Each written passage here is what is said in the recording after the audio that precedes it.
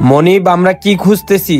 Mummy, তার কাছে একটা মায়াবী লাঠি আছে, সেই লাঠি দিয়ে আমরা পুরা দুনিয়া রাজত্ব করব। খুঁড়ো।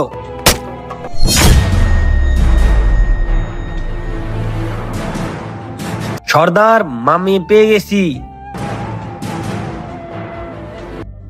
সাব্বাস আমার বাচ্চারা।